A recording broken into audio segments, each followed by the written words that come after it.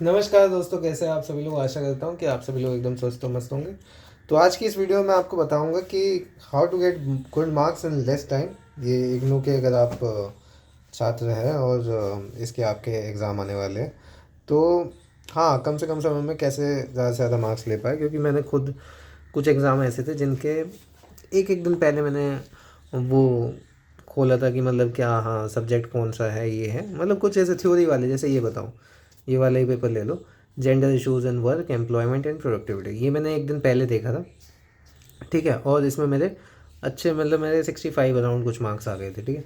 मतलब ये सभी पेपर पे लागू नहीं है, बट मैं मोस्टली ऐसे थ्योरी वाले होते हैं और कॉमन सी जिसमें लैंग्वेज से आ जाती है तो उनमें लागू होता है। ऐसे एक तो यही हो गया, दूसरा ये वाला मान लो, डेवलपमेंट इश्यूज एंड पर्सपेक्टिव। ये और भी कोर्स में होता होगा, हालांकि एमईसी में मास्टर्स इन इकोनॉमिक्स मैंने करी है तो उसमें ये दोनों पेपर काफ़ी इजी थे। बाकियों में तो देखो हल्का सा पढ़ना पड़ता, पर मैं सारा आपको बता देता हूँ कि कैसे कैसे किसके लिए आपको मतलब स्ट्रैटेजी एक तरीके से क्या रहनी चाहिए ताकि आपके अच्छे मार्क्स आ सकें। तो सबसे पहले मेन चीज़ क्या होती है, जैसे कोई भी आपका एग्ज़ाम है किसी भी सब्जेक्ट का हो, मान लो कि मेरा MEC 101 का माइक्रो इकोनॉमिक्स, तो उसके PYQ, first important thing is PYQ। PYQ मैंने पहले ही बताया है, 3 साल के PYQ कर लो, मतलब 6 पेपर आपके टोटल होंगे, क्योंकि जून और दिसंबर में होता है ना, तो 6 पेपर आपके टोटल होंगे। तो 3 साल के अगर ये कर लिए तो फिर तो आपको कुछ करने की ज़रूरत नहीं है, मतलब ये मोर देन सफिशिएंट है। और 6 पेपर में सारा आपका ये जो भी मतलब सब्जेक्ट है वो बहुत प्यार से कवर हो जाता है, ठीक है। मेनली जो इंपॉर्टेंट चीज़ है ना, जो एग्ज़ाम पॉइंट ऑफ व्यू से इंपॉर्टेंट है और जो आती आती है वो आपको बहुत प्यार से आ जाएगी अगर ये 6 कर लिए। फिर भी अगर आप पे कम टाइम है, और भी कम टाइम है, मैं अगर खुद बताऊँ, जैसे मान लो अगर भाई आपका बैकग्राउंड ही उसका है, जैसे मेरा इकोनॉमिक्स का था और मैं मास्टर्स इन इकोनॉमिक्स इससे कर रहा था इग्नू से, तो हल्की हल्की फुल्की नॉलेज तो पहले भी थी, तो मेरा काम चल गया था। मैंने 3 पेपर ही करे थे, मैंने ज़्यादा नहीं करे थे, 3 पेपर करे थे जैसे माइक्रो इकोनॉमिक्स के, और मेरे 60 अराउंड मार्क्स आ गए थे इसमें भी, ठीक है। तो आपको अब मैं बता देता हूँ PYQ कहाँ से मिलते हैं। ये आप इग्नू की वेबसाइट से बहुत प्यार से मिल जाएंगे, ठीक है। आपको वो भी लेने की ज़रूरत नहीं है, वो जो 10 ईयर्स वगैरह आती है ना, 2-3 पब्लिशर्स की आती है 10 ईयर्स, तो वो भी आपको लेने की सच बताऊँ नीड नहीं है। मैंने फर्स्ट ईयर में ली थी, फर्स्ट ईयर में तो मैंने खैर किताब भी मंगाई थी वो जो इग्नू की तरफ से आती है, बट उसकी भी कोई नीड नहीं है। एक वीडियो बना रखी है मैंने उसके रिलेटेड भी कि आपको किताब लेनी चाहिए या डिस्काउंट लेना चाहिए, तो वो भी आप जाके चेकआउट कर लेना, ठीक है। तो सबसे पहले PYQ हो गए।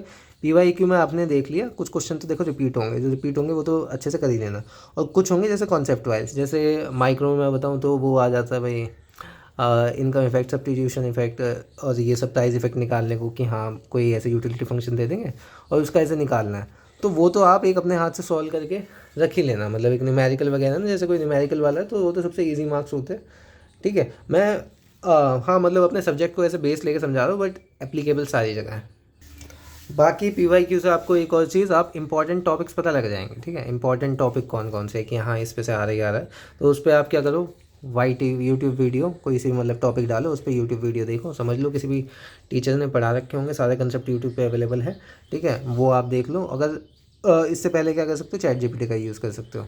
ChatGPT आप कॉन्सेप्ट देख सकते हो, अगर वहाँ समझ में नहीं आ रहा तब आप यूट्यूब पे जाओ, ठीक है। अगर देखो पहले का खुद का बेस है, जैसे कुछ चीज़ें होती है कि आपने पहले बैचलर्स में पढ़ी हुई है, आप मास्टर्स कर रहे हो, खैर बैचलर्स के खैर अलग हो जाते हैं, तो आपको बस एक याद आने वाली चीज़ होती है कि याद आए तो पढ़ के भी आ जाती है, पर कुछ चीज़ जो नहीं होती है वो भी सीखनी पड़ती है, तो वो चीज़ है, ठीक है। तो ये हो गया। अब दूसरा आपको क्या करना है, आपको खुद के ना नोट्स बनाने हैं। नोट्स वैसे नहीं, नॉर्मल जैसे PYQ कोई क्वेश्चन आया तो वो सॉल्व कर रहे हो, तो जैसे मैं अपना दिखा देता हूँ, तो मैं ऐसे लिख लेता था, जैसे इकोनॉमिक डेवलपमेंट इको ग्रुप, तो ये मेरे बस, और ये एक एक दो दो दिन के सारे नोट्स है ये। मतलब कुछ कुछ देखो सब्जेक्ट तो थे, मैं कहूँगा जैसे MEC 103 हो गया, मैथ्स हो गई, तो देखो भाई उसमें टाइम देना पड़ेगा, ठीक है। पर कुछ कुछ सब्जेक्ट आप ऐसे भी है कि जिसमें आप एक दिन पहले भी पढ़ के पास हो सकते हो, तो वो सब्जेक्ट वाइज मैटर करता है, सारी सब्जेक्ट पे ये एप्लीकेबल नहीं होता, क्योंकि हर सब्जेक्ट की डिफ़िकल्टी लेवल अलग अलग होती है, ठीक है। मैथ्स था, मैथ्स को मैंने टाइम दिया था, मैथ्स को देना ही पड़ता है क्योंकि कॉन्सेप्ट एकदम से याद नहीं होते। माइक्रो हो गई, माइक्रो के कॉन्सेप्ट रिवाइज करने में टाइम दिया था, तो वो चीज़ है। बट कुछ कुछ ऐसे भी थे, जैसे मैंने ये दोनों बताए, डेवलपमेंट इशूज़ एंड पर्सपेक्टिव, इसमें क्या था कि वही पॉवर्टी और मार्जिनाइजेशन इनइक्वालिटी ये सब आ रखा था, ठीक है, जो बचपन से पढ़ते आ रहे हैं। तो इसमें आप चाहे तो इसमें कम टाइम भी दे सकते हो, ये ईजिली हो जाता है। बट कुछ कुछ जो न्यूमेरिकल बेस्ड है, ठीक है, या थ्योरीज बहुत सारा है उसमें, तो जैसे ये हो गया क्वांटिटेटिव मेथड्स, ठीक है, इसमें ऐसे ऐसे क्वेश्चन आते हैं, तो इसमें आपको टाइम देना ही पड़ेगा हर एक कॉन्सेप्ट समझने के लिए। तो वो चीज़ है। तो मेन चीज़ ये है कि भाई अब ये टाइमिंग का मैं ये बताऊँ कि किसी पे तो मतलब 3 इयर्स अगर करोगे जल्दी हो जाएंगे, किसी के लेट होंगे, बट ये है कि ये आप करो, ये तो करना ही करना है ये चीज़ है। अगर कोई प्रीवियस नॉलेज वगैरह उस सब्जेक्ट या इसके बारे में नहीं है और उसके कॉन्सेप्ट वगैरह आप वाई टी या चैट जीपीटी में से देख सकते हैं, आपको उसकी भी नीड नहीं है। मतलब जो 10 ईयर वगैरह आती है ऑनलाइन सारे आंसर अवेलेबल है। और दूसरा मैंने बताया था, जो भी आप पीवाई की सॉल्व कर रहे हो, जैसे कुछ भी पढ़ा, वाईटी की वीडियो देख रहे हो यूट्यूब की, तो उसके खुद के नोट्स, क्या कहते हैं, खुद के शॉर्ट शॉर्ट नोट्स बना लो। 2-3 दिन पहले भी, अगर मतलब 2-3 दिन बाद एग्जाम है, तो अपना वो अच्छे खासे बन जाते हैं। ठीक है, 30-35 पेज के बहुत प्यार से ऐसे लिखे जाते हैं। अपना थोड़ी देखो मेहनत तो करनी पड़ती है, ऐसा भी नहीं है कि भाई बिल्कुल ही एकदम फ्री होके ही अपना जा रहे हो। तो इतना लाइट भी मत लेना, थोड़ी मेहनत करनी पड़ती है, बच्चों की बैग भी आती है। ठीक है, तो ऐसा भी नहीं होता कि इतने बिल्कुल ही आप लाइटली लेके चल लो और कुछ कर ही नहीं रहे कि हाँ एक दिन पहले देखेंगे। वो डिपेंड करता है सब्जेक्ट टू सब्जेक्ट। हमेशा याद रखना, सब्जेक्ट टू सब्जेक्ट डिपेंड करता है। हर सब्जेक्ट को सेम ट्रीट मत करना, कुछ डिफ़िकल्ट होंगे, कुछ ईजी होंगे। तो ईजी वाले को आप फिर भी लाइट ले सकते हो, बट डिफ़िकल्ट वाले को लेके चलना, वरना क्या कहते हैं, बैक वैक आने का इशू बहुत रहता है। ठीक है, फिर वही आपके 6 महीने बेकार जाते हैं, अगले बार देना पड़ता है एग्ज़ाम। तो वो चीज़ है, और ऊपर से बर्डन ना एक पाइल अप होती रहती है चीज़। तो ये चीज़ है। ठीक है, तो ये तो हो गई भाई कैसे कैसे पढ़ना है। अब दूसरी बात आ जाती है आपकी प्रेजेंटेशन की। प्रेजेंटेशन बहुत मैटर करती है। उसमें मैंने बताया भी है कि भाई आपका कितने कितने पेज होते हैं, उसकी एक वीडियो बना रखी है कि इग्नू में जाके वो जो आंसर शीट आती है वो कैसे क्या हिसाब होता है और कितने कितने पेज कितने मार्क्स को देने चाहिए, वो आप वहाँ से जाके चेकआउट कर लेना। ठीक है, चैनल पे।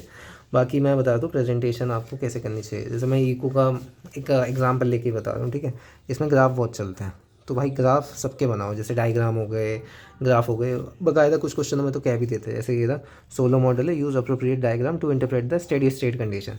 ठीक है, तो कुछ कुछ में कह भी देते हैं, बट जिसमें ना भी कहे ना, उसमें भी आप क्या कहते हैं, हल्का सा डायग्राम वगैरह बना के जाओ। उससे क्या कहते हैं भाई, आपकी जो प्रेजेंटेशन है काफ़ी अच्छी लगती है और एग्जामिनर देखते ही मार्क्स देता है कि हाँ भाई इसे टॉपिक आता है लड़कियों। दूसरा एक कटिंग वगैरह ज़्यादा मत करो पेपर में। सारी जगह ऐसे कटिंग वटिंग करी करी हुई है, लाइनें काटी हुई है, जो भी है, तो वो सब मत करना। अगर किसी को काटना भी है ना, जैसे एक वर्ड है तो बस एक ऐसे लाइन से काटना है। ठीक है, वो थोड़ा नीट लगता है और बढ़िया लगता है। बाकी राइटिंग थोड़ी अच्छी रखो। ठीक है, यही बेसिक सी जो चीज़ है जो आपको हर एग्ज़ाम में कोई बताती है। एक मतलब हाँ, दिखने में अच्छा लगना चाहिए आपका पेपर, तो वो चीज़ है। और एक और चीज़ कि शीट्स सारी फिल करके आओ। मतलब 80% शीट तो मिनिमम फिल करनी ही करनी है। ठीक है, एक्स्ट्रा फिल करने के कोई मार्क्स नहीं मतलब कटते।